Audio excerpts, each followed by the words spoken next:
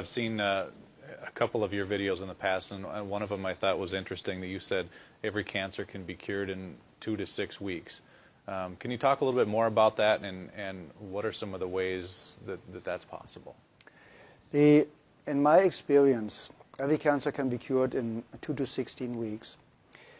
Some cancers can be cured in minutes because every doctor in the world that's in office for 20 years or longer knows cases of spontaneous healing. There's even a book out called Spontaneous Healing by a guy I really don't like, just stating that there are cases of spontaneous healing. That means if it's possible, we just have to find a way to access this. That's number one. The second, you get rid of acidosis and toxemia. The second, the body gets alkaline and oxygen rich. With using a lot of greens like chlorophylls, everything that's green has a lot of chlorophyll, gives the body a lot of oxygen. Getting your body alkaline with good calcium, with good nutrition, with good trace supplements, trace minerals, will help to alkalize the body. So that means the second you are alkaline, the cancer already stops. It can take a couple of days, a couple of weeks, but it stops. You get the body to a healing pH level, which the pH scale goes from 0 to 14, so 7 is neutral, and you need to be slightly alkaline. 7.36 is ideal. But in the healing phase, you should go up to 7.5. It's a little bit over-alkalizing the system. A great friend of mine, Dr. Martin in Germany, is using oxygen more step therapy, for example, where you take the blood out, get ionized oxygen, and to lead the blood back in. And you do this 12 times, and you have basically brand new blood like a newborn baby. So you already eliminated the lack of oxygen. You see the blood coming out looks like black. They put the oxygen in and it becomes pink. And it's like legal doping. You get it and you feel so energized and you're so vital. What my MDs in Europe use is vitamin C injections, intravenous vitamin C injections, 100 cc's a day, 3 times a week. That's what we used in certain cases more often. And very often, believe it or not, in my personal experience, the tumors or the cancerous growth was basically gone within a couple of days. And because vitamin C is so powerful and one of the greatest healers out there, you can fix nearly every heart problem, cardiovascular problem with vitamin C. They want to take it off the market. So it's going to become a prescription medication, and then it's synthetic and will not work anymore, like vitamin E. Vitamin E basically helps you to cure very easy and fast blood pressure problems in any way, shape, or form. That's why they made a study with artificially created vitamin E, chemical created vitamin E. Said, see, it doesn't work. No, of course not. Chemicals don't work. Nature works.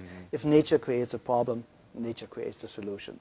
Very simple and easy. If it didn't exist 100 years ago, you don't need it today. It's very, very simple.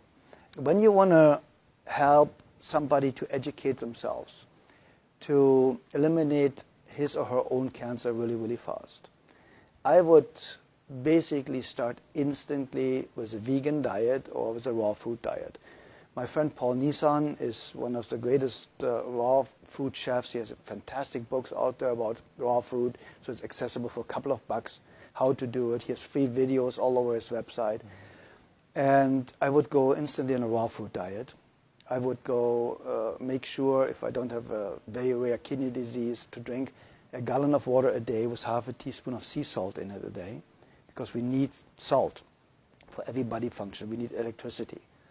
And this electricity can only be produced with enough salt, basically. So if you have a lack of salt, you have a blood pressure problem. See, and we're not supposed to have salt, though, too, especially if we have high blood pressure. That's what we're told. Okay, it's the opposite. The problem is they are talking about table salt. Very often, table salt is 1/3 glass, 1/3 sand, and 1/3 salt. So the glass or the sand is scratching the arteries, and they start to bleed. So now cholesterol goes there to stop it to make you survive, to stop it from bleeding, so that you don't bleed to death internally. So now they say the cholesterol all of a sudden is the cause of the high blood pressure because it narrows the blood ways. And that's completely absurd, because you die of not enough cholesterol. You do not die of too much. There are people with a cholesterol of 600, perfectly healthy, never been sick in their lifetime.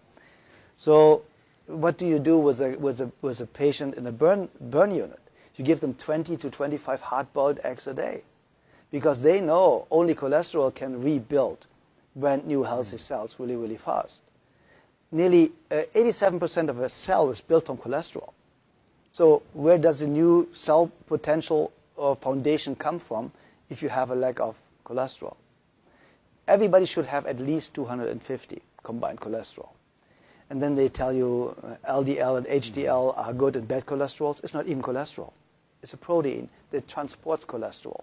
So they are too stupid to even narrow it down the right way.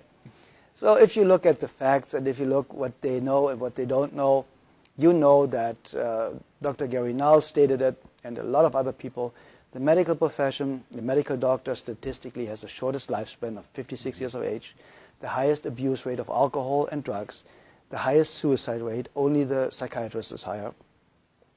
And so you go to somebody that has the lowest lifespan, highest suicide rate, highest drug abuse rate, to ask them how to have a healthy, happy, long life. Yeah.